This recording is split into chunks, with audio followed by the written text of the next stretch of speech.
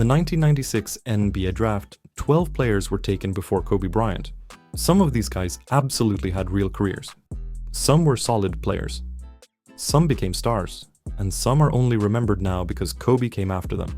Let's get into it. Allen Iverson, pick number 1.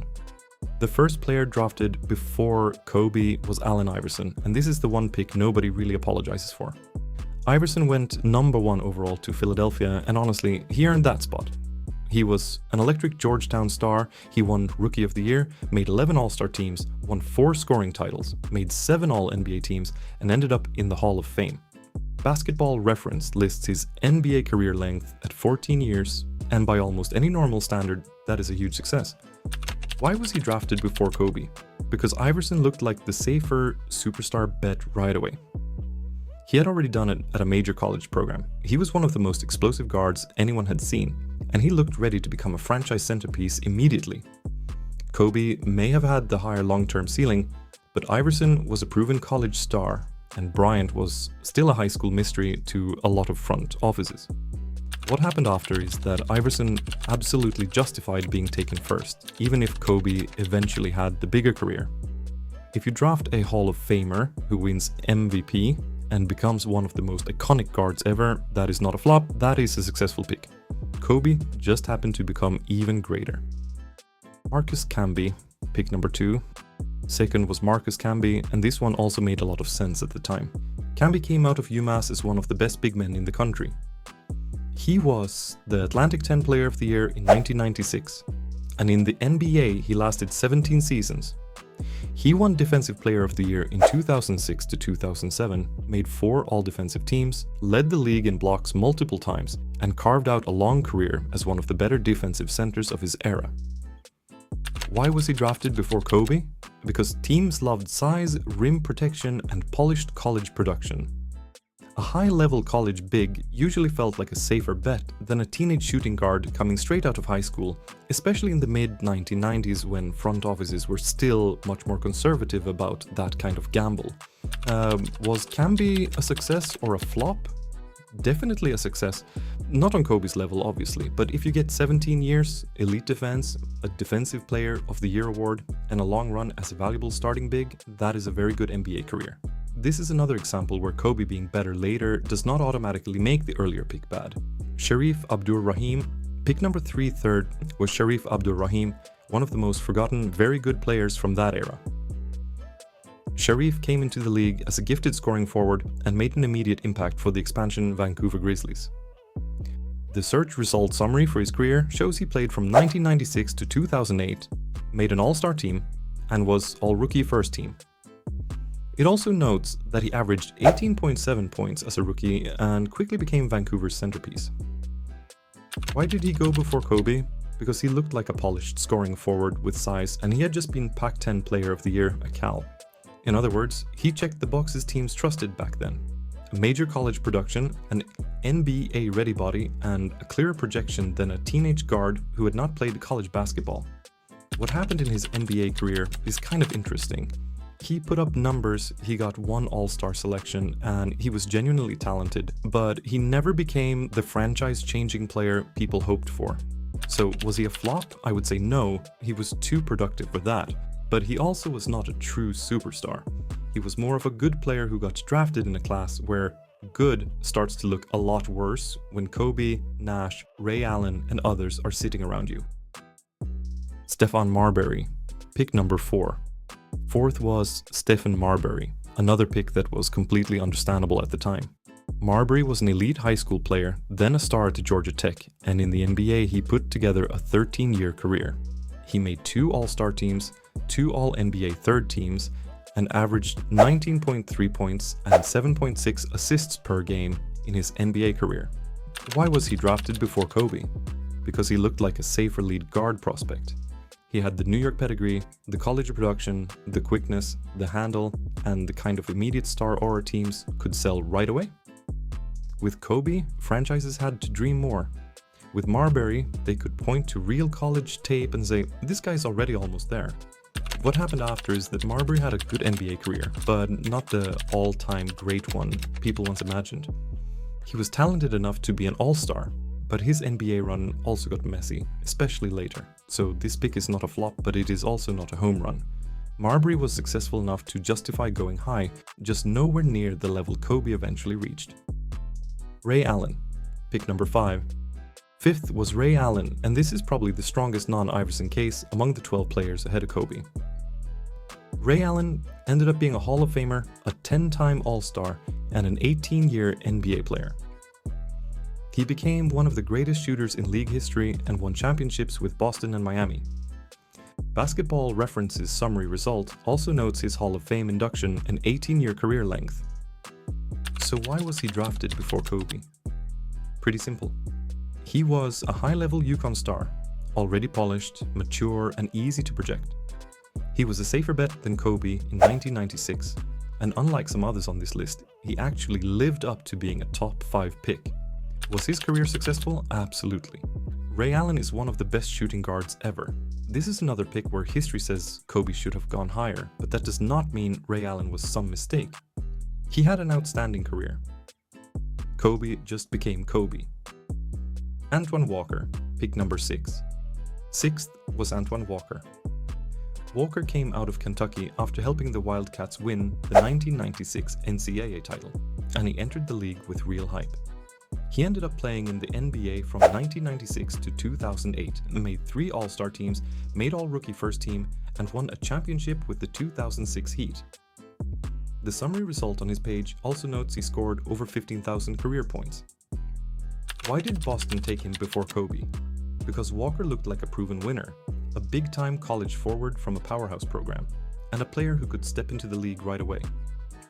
In the 1990s, a productive, title-winning Kentucky forward felt a lot safer than betting the 6th pick on a 17-year-old high school guard. What happened after is that Walker had a real NBA career. He was not just some random bust. He made all-star teams, put up major scoring numbers, and had some very good years in Boston. But he also never became the kind of franchise superstar a number 6 pick hopes to find in a loaded class like this. So I would call him a success, just not a legendary one. Lorenzen Wright, pick number 7. 7th was Lorenzen Wright. Wright lasted 13 years in the NBA, which already tells you he was not a bust in the usual sense. He was a serious college player at Memphis, a consensus All-American in 1996, and then became a steady NBA big man who carved out a long career with the Clippers, Hawks, Grizzlies, Kings, and Cavaliers. Why was he drafted before Kobe? This one fits the pattern of the whole draft.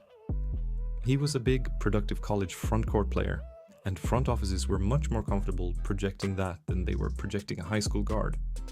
Wright was seen as physically ready and easier to plug into an NBA rotation. Kobe required more imagination and more patience. Was Wright successful? I would say moderately successful. He was not a star, but he was a legitimate NBA player for over a decade, and that matters. He was not a flop, but he also was not a franchise-changing pick. He is one of those players whose draft spot looks worse mainly because of who came after him. Kerry Kittles, pick number 8. 8th was Kerry Kittles. And this is one of the most famous "what if we had taken Kobe" picks because the Nets actually had serious interest in Bryant. ESPN's retrospective on the draft says New Jersey worked Kobe out 3 times and was wowed by him, but ultimately took Kittles 8th. That same story notes Kittles was later unfairly defined by being chosen ahead of Kobe, even though he was an awesome player for the Nets. And to Kittles' credit, he really did have a solid career. He played 8 NBA seasons, made the 1996-97 All-Rookie team, helped the Nets reach back-to-back finals, and had several productive years before knee injuries slowed him down. The search summary for his career highlights that 8-year length and All-Rookie selection, while his career overview notes how injuries changed his path. So why was Kittles drafted before Kobe? Because he was exactly the kind of player teams trusted. A polished 4-year Villanova guard, a consensus first-team All-American Big East Player of the Year type, and someone who felt much more known than Kobe. The irony is that New Jersey was one of the teams closest to taking Bryant anyway. Was his NBA career successful or a flop? Definitely not a flop. Kittles had a good career. He just had the misfortune of being the name people attach to one of the biggest draft what-ifs ever. Samaki Walker, pick number 9. Ninth was Samaki Walker. Samaki is where the list starts feeling a lot more painful from a draft history point of view. He played 10 NBA seasons, and Basketball Reference's summary notes he was part of the 2002 Lakers title team. But as a player, he never came close to becoming a star. Why was he drafted before Kobe? At the time, he had the classic lottery big man appeal. He was a young Louisville front-court prospect with size, athletic tools, and upside, and that kind of player almost always tempted teams. Big men were premium assets, and teams were still more comfortable betting on size than on a prep guard. What happened after is that Samaki became more of a journeyman rotation big than a true top 10 pick success story. So was he a flop? For the 9th pick in a draft this loaded, I would lean yes. Not because he had no career, he did, but because the return on that draft slot was nowhere near what Dallas should have wanted, especially with Kobe, Nash, Stojakovic, and Jermaine O'Neal still on the board. Erick Dampier, pick number 10. 10th was Erick Dampier. Dampier actually had a long career. Basketball Reference lists him at 16 NBA seasons, and he played for Indiana, Golden State, Dallas, Miami, and Atlanta. He was never an all-star, but he hung around a long time as a starting or rotation center, which says something. Why was he drafted before Kobe? Again, size and familiarity. Dampier was a 6'11" SEC big who had just helped Mississippi State reach the 1996 Final Four. That profile screamed safe NBA center prospect in a way Kobe simply did not for many teams yet. Was his career successful? Kind of. He was not a bust because 16 years is real and valuable, but for a number 10 pick in this draft, he was underwhelming. He turned into a solid pro instead of a difference maker. So he lands in that middle category. Not a flop in the absolute sense, but not nearly enough value for where he was picked. Todd Fuller, pick number 11.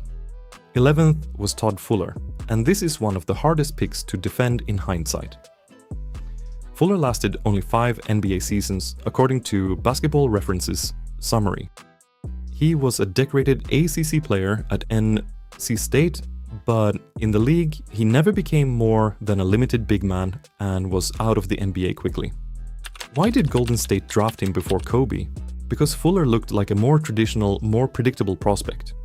He was a 6'11" college center with years of ACC production, and teams in 1996 still saw that as a much easier evaluation than trying to guess whether Kobe's high school brilliance would translate immediately to the pros. Was his career a flop? Yes, relative to being the 11th pick, and especially relative to this draft board. This is the kind of pick people point to when they talk about teams overvaluing size and undervaluing upside. Fuller is not remembered for what he became. He is remembered for who came right after him. Vitaly Potapenko, pick number 12. 12th was Vitaly Potapenko. Potapenko had an 11-year NBA career, which is respectable, and Basketball Reference's summary lists that career length clearly.